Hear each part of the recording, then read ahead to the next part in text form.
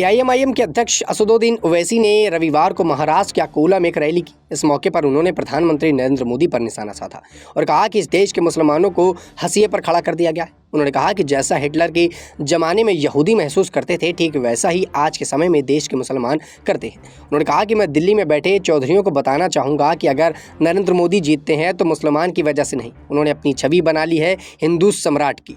वो सभी majority community को एक करने की कोशिश कर रहे हैं। नरेंद्र मोदी भारत की सियासत में मुसलमान को मार्जिनलाइज्ड करने में लगे हुए हैं।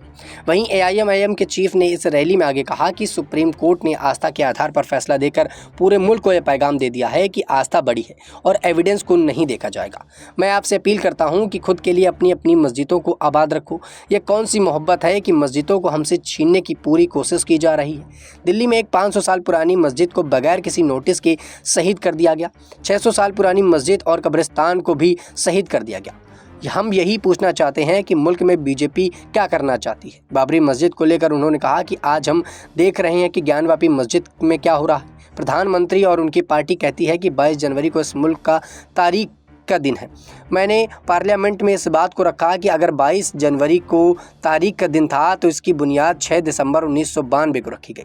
अगर 22 जनवरी को तारीखी ही दिन था तो इसकी बुनियाद 1986 में ताले खोल दिए गए थे।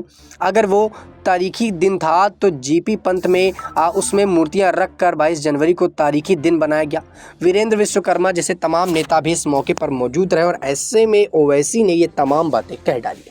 बता दें कि जिस प्रकार से मुसलमानों की मस्जिदें तोड़ी जा रही हैं, यहाँ पर मस्जिदों को ध्वस्त किया जा रहा है, इस बात को लेकर ओवैसी काफ़ी ज़्यादा नाराज़ और ओवैसी का ये मानना है कि मस्जिदों को बिना किसी नोटिस के तोड़ा जा रहा है, बिना किसी बात के तोड़ा जा रहा है और देश के अंदर प्रधानमंत्री नरेंद्र मोदी अपना एक हिंदू सम्राट की छवि बनाना चाहते हैं जिससे वो चुनाव जीत सके और इसी वजह से लगातार मुसलमानों को वो परेशान कर रहे हैं। और यहाँ पर मुसलमानों के खिलाफ प्रधानमंत्री नरेंद्र मोदी आए दिन फैसले लेते हुए नजर आते हैं। बता दें कि जिस प्रकार से लगातार प्रधानमंत्री नरेंद्र मोदी अलर्ट मोड पर है और बीजेपी सरकार अलर्ट मोड पर, ऐसे में ओवैसी ने एक बड़ा हमला बीजेपी पर मारा। और अब देखना होगा कि जिस प्रकार से ईदगाह मस्जिद को लेकर बातें चल रही और क्या वहां भी अब मंदिर बनता हुआ नजर आएगा या फिर नहीं।